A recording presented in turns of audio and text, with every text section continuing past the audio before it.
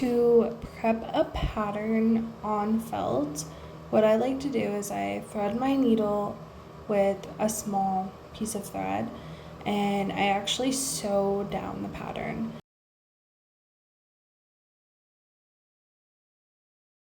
So that way when I'm done with this paper part and I kind of have the outline done of the pattern, I can just cut this thread off and remove the paper. This does help to keep it in place so that way it's not moving around while I try to follow the outline of the pattern. But once I've done the outline, I don't really need the paper part anymore. So I sew that down and then I start a new thread, and I like to find a corner to start, pull my needle back up through the felt, and then we're ready to start. Now, there are a couple different ways to do this technique of beading. You can either use 2 beads at a time, and what you'll do is you take your 2 beads, you put your needle back down through the felt, and you want to leave enough space that there could be about 1 more bead because you want them to be loose. You put your needle back up in the middle of those 2 beads, so right in the middle, and once you pull it all the way back through, you're going to take your needle and re-thread the last bead. And this is going to continue your needle in the same direction that you were just going. The way that I like to do it is the same technique, but I like to do 4 beads at a time. I feel like this makes it go a little bit faster and it feels just as secure to me. That being said, feel free to do only 2 beads or 4 beads, whatever you feel most comfortable with. The 4 bead technique is what I'm going to show you here. When you've placed your 4 beads where you need them to go, you're going to leave enough room for about 1 bead and then put your needle back down again to leave a little bit of space so that way they're not too crowded. You're going to take your needle, put it right up in the middle in between those 4 beads. So 2 beads on one side, 2 beads on the other side.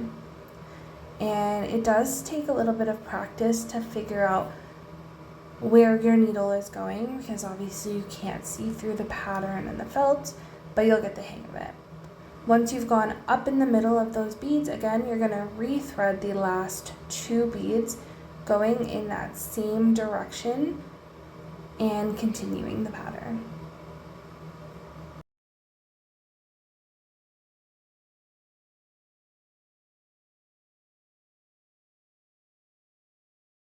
Regardless of if you choose to go with the 4 bead or the 2 beads, sometimes you may have to pick up only 2 beads because you are nearing the end of a line. That's okay. You want to do whatever is going to fit best at the end of the line that you're working on. So in this case, I just went in with another 2 bead just to finish up that line. When you're ready to change direction, you're going to put your needle back down through the felt and then up again on the new line heading in the new direction. Once your outline is completely finished, you're going to want to cut away the thread that was holding down the pattern as well as the paper for the pattern. We kind of have the pattern now stitched right into the felt, so there's no need for this paper. Now you can bead on top of the paper, but it will show through, so I always recommend to remove it. Take your time to do this because you don't want to pull any of those beads loose, and make sure you're also careful with the scissors because you don't want to cut any threads by accident. Now, this step is totally optional, but I always like to take a colored marker, the same color as what I'll be beading on top, and color in the felt. So in this case, I'm using orange. This is to help blend any potential gaps in the beadwork to make sure that you don't see that white peeking through.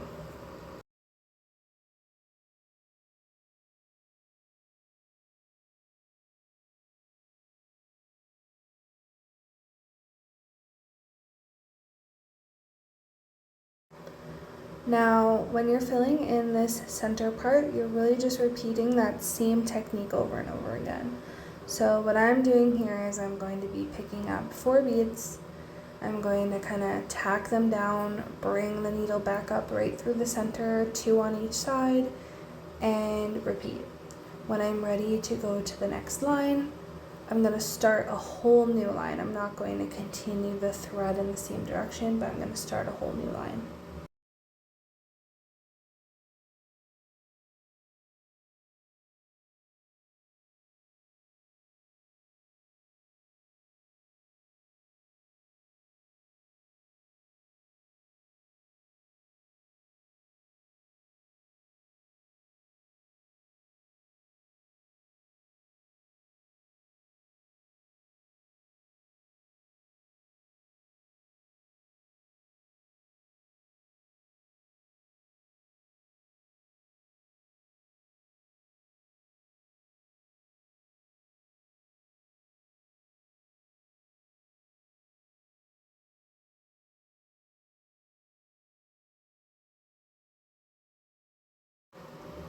Now that I've gotten the majority of the center filled, I'm going to work on the arms.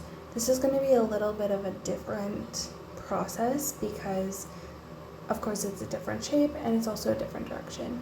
So I am measuring across and lining it up with the end of the arm's sleeve. And again, continuing that same technique, laying the 4 beads and going back up.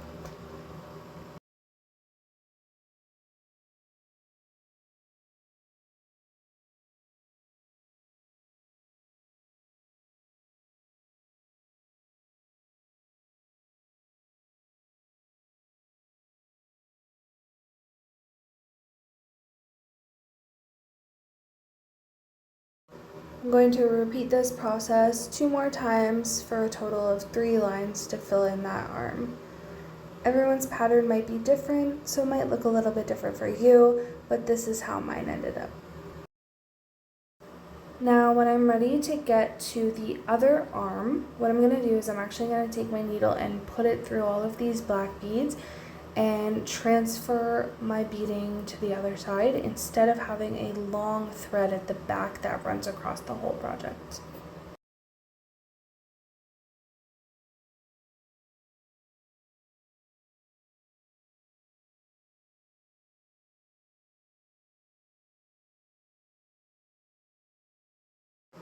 And now that I've got my needle here on the other side, what I'm gonna do is just repeat that same process. So I'm gonna fill in the arm with 3 rows going from the very center here to the end of the sleeve.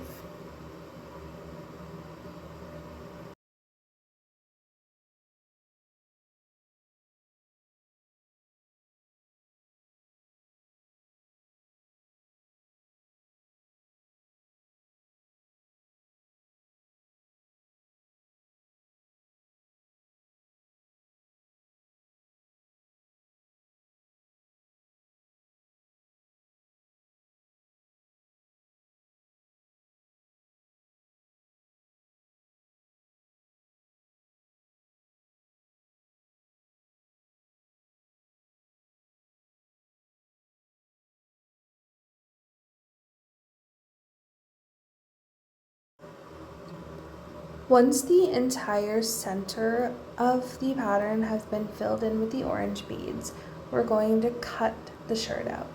The way that I personally like to do this is I turn it around and cut from the back.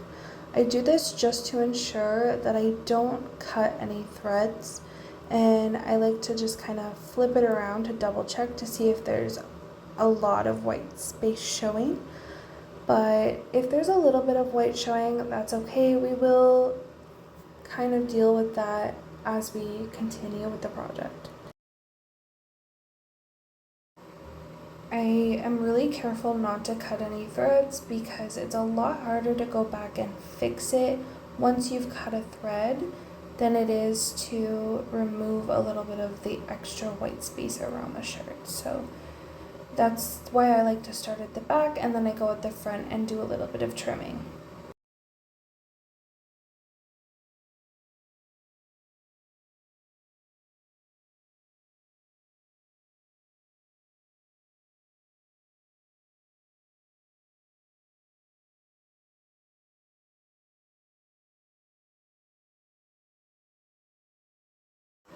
Now again, this is an optional step, but I like to take a black Sharpie and fill in these edges to again try to hide any of those little white gaps that might be showing if there happens to be any extra space. I just did one side so you can kind of see the difference. So on the right side here, I used the black Sharpie, and on the left side I didn't. So you can see a little bit of white space there, but it's really not that big of a difference. Now that we have the full shape of the shirt, we're going to attach the pin hardware as well as the backing to cover up all the thread. So the hardware has 3 holes in it, and the way that I personally like to attach it is I take the needle and thread and actually just sew it right onto the project. So I try to maneuver my thread in between the beads, and I like to sew on the bottom and top of each hole just to make sure that it's secure. Because once we have the backing on, it's a little bit harder to reattach this if it does come loose. That being said, some people do like to glue it. This is just how I choose to do it. And I'm going to use that same technique that we did when we were transferring from one arm to the other. I'm going to go through the beads and then back through the felt just to hide that thread and not have loose thread kind of floating around in the front there. And you're just going to repeat this step until you feel like that hardware is secure and attached to the shirt.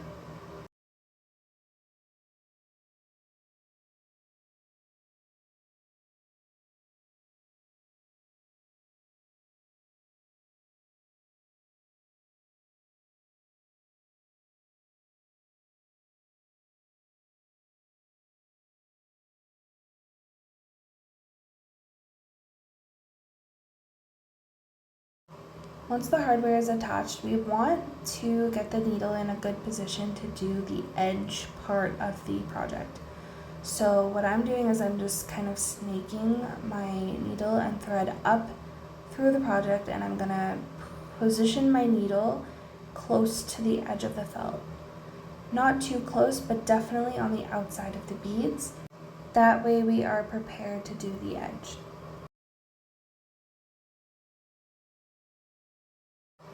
Now that our hardware is attached, we're going to be putting on the backing. So this is a faux leather or vinyl material, and this specific material is adhesive.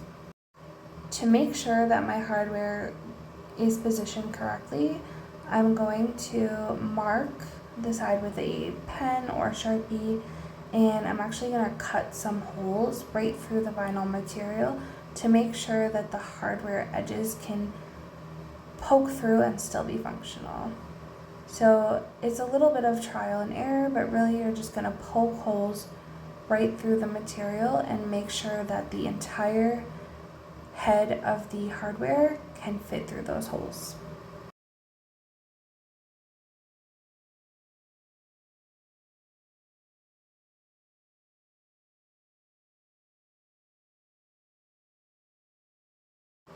Now that we've made sure that the hardware is functional and the edges are poked through all the way, we're going to cut away the excess part of this faux leather vinyl, being mindful of the thread so we don't cut it.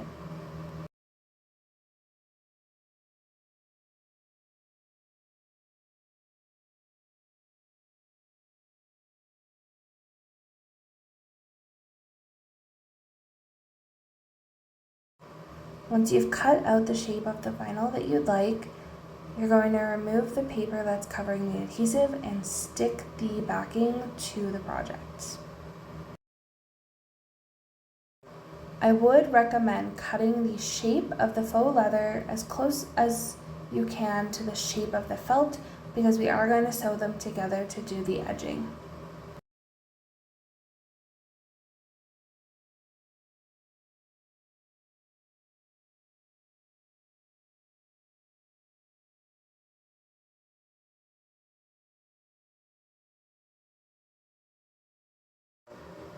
The final step to complete the project is putting the beadwork around the edge.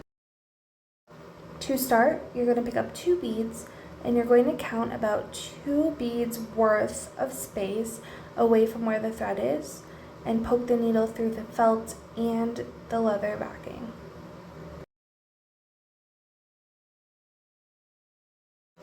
You're going to put the needle up through the second bead and pull tight.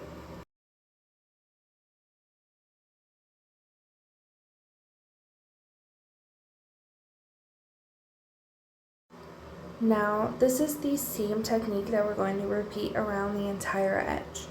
So you're going to pick up 2 beads, count space that's about 2 beads worth of space, poke your needle through the felt and the faux leather, and then again put your needle up through only the second bead.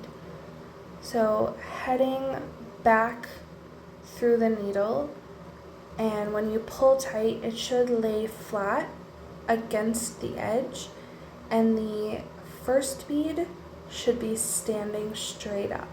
And it's going to create a pattern of up, down, up, down.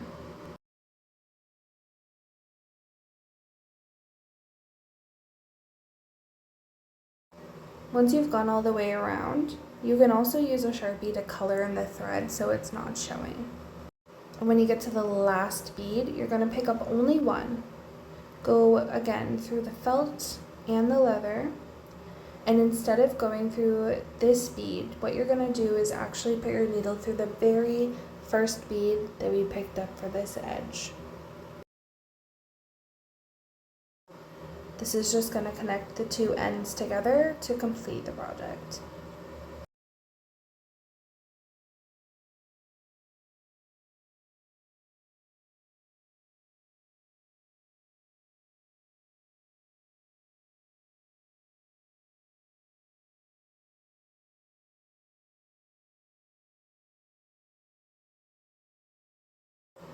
Finally, we're ready to tie off our thread. So you're going to take your needle and poke it back down through the next bead that's laying flat against the edge. You're going to want to direct the needle toward the back of the project, so through the felt and the faux leather, and tie off the thread by putting the needle underneath the thread that's already sewn onto the project and putting the needle through the little loop that is made with the thread.